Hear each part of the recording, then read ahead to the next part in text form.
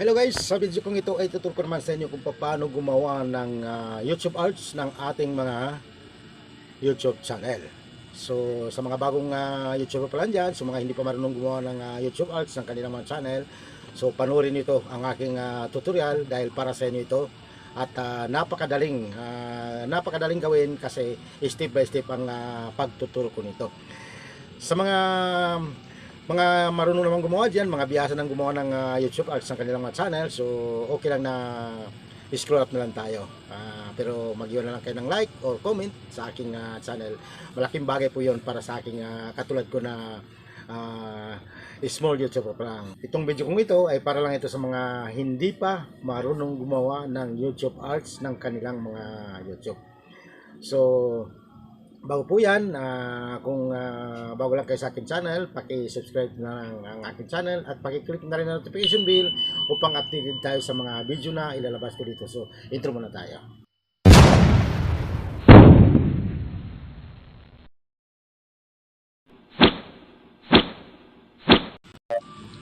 Okay, so ngayon nandito na tayo sa ating tutorial. So, unang-una guys, dalawa ang matutunan nyo dito sa aking tutorial. Unang matutunan nyo dito kung paano mag-edit gamit ang UCut Video Editor. Napakaraming mga video editor guys na ginagamit natin katulad ng mga CapCut, pero ang kasanayan ko talaga gumamit itong UCut Video Editor. Ito talaga yung kasanayan kong gumamit. Hindi ko naman pinopromote kasi wala naman tayong bayad doon kaya ipopromote natin yun. Pero sinasabi ko lang na ito ang ginagamit ko sa pag-i-edit. So dalawang matutunan natin dito. Una, kung paano tayo mag-edit ng UCut Video Editor sa ating mga videos, at kung paano tayo mag-edit para sa YouTube arts ng ating mga YouTube. So panoorin niyo na maayos at napaka-simple at napakadaling gawin. Okay.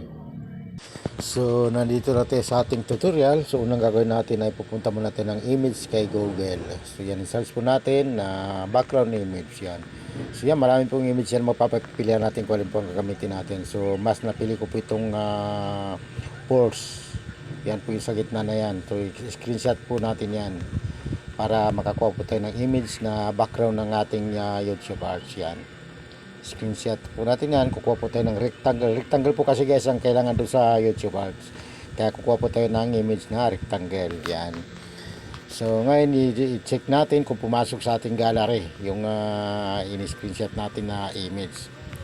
So yan na po guys, ngayon yung gagamitin natin. Yan na po yung edit natin kay UCut para makita natin. Punta tayo kay UCut, kukunin natin yung image na ginawa natin para yun ang gagamitin natin kay YouTube arts yan. So yan na po guys yung screenshot natin kanina. Yan po yung image na gagamitin natin. So lagyan po natin yan ng picture. Pipili tayo sa ating gallery o anong picture ang kukunin. Ito yung nakakulay green yan. So yan po, medyo may background po yan, pero tanggalan natin ang background yan. Alisin po natin ang background para yung picture lang matitira. So ngayon i-adjust na po natin yan. Ilalagay natin dito sa gilid para hindi po matakpan yung force, no, yung force na ginagawa nating background ng ating YouTube arts. So yan. Ngayon i-click naman po natin ito para lagyan natin ng sulat. So siyempre ilagay natin yung pangalan ng ating channel. So ito Kuya Romy TV. Pangalan channel ko po yan guys, hindi po yan yung main channel ko, pero ginamit ko lang para sa tutorial So yan so i-adjust po natin yan, depende po sa ating anong kulay ilalagay natin. I-adjust na po natin yan, gagawin po natin na kulay pula, yung sulat para madaling makita. Tapos puti naman yung niya. Yan. So adjust po natin yan guys, i-formal natin ng maayos. Then punta naman tayo guys sa sticker para lagyan naman natin ng sticker yan. Click po natin yung sticker. Then search po natin ang subscribe para kukuha po tayo ng maganda-gandang sticker ng subscribe. Marami po yan, depende na po sa ating kung alin ang gagamitin natin dyan. Search po muna natin para lalabas yan po. Napakarami po yan guys. Nasa kay UCut po yan makikita. Yan. So pipili po tayo ng ilalagay natin. Ito yung ilalagay natin yung subscribe. So i-adjust din po natin yan. I-adjust natin yan. Ilalagay natin sa ibabaw ng pangalan, ano, para ma-identify na ang pinapasubscribe natin yung ating YouTube channel. Pangalan channel ko po yan guys ha, hindi po yan yung main channel ko. Ginamit ko ng tutorial para makita niyo po. Ayan. Okay, adjust po natin yan, idikit po natin yan. Ayan, palilitin pa natin. Adjust lang po natin yan, ilapit natin dyan sa pangalan yan. So, subscribe Kuya Romy TV. Ngayon guys, ang gagawin po natin is screenshot po natin yan uli. Ano? Screenshot po natin yan kasi yan naman yung edit din natin uli para sa kay YouTube Ads. Kasi namimili po kasi ng size yung guys, hindi po basta-basta tatanggap ng ano yan. Yan, kahit ganyan ang forma niyan, pag i-upload natin, hindi po tatanggapin yan. Kaya kailangan pa rin natin edit natin kay PixArt. Yan yung sinasabi kong pangalawang malalaman natin guys, kung paano mag-edit gamit ang PixArt. Kasi yan po yung ginagamit talaga para dun sa YouTube. So, nasa PixArt po tayo, i-click po natin itong plus para tayo po ay magsisimula ng tapos hanapin po natin yung templates. Yan, hanapin po yung templates. Hanapin naman po natin yung kay YouTube. Yan. Okay. So, mahanap natin yung kay YouTube. Lalabas na po dyan yung mga templates na pwede natin gamitin. Yan, marami po yan guys. Iba-ibang size po yan.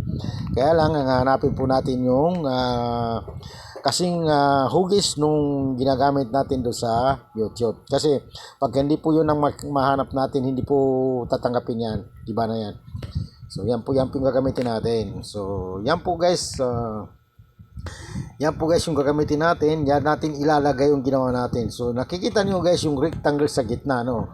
Yung rectangle na yan, diyan natin ilalagay yung ginawa natin kanina sa UCut. So hanapin natin add photos. Yan. Click po natin itong add photos. Yan, add photos guys. Yan.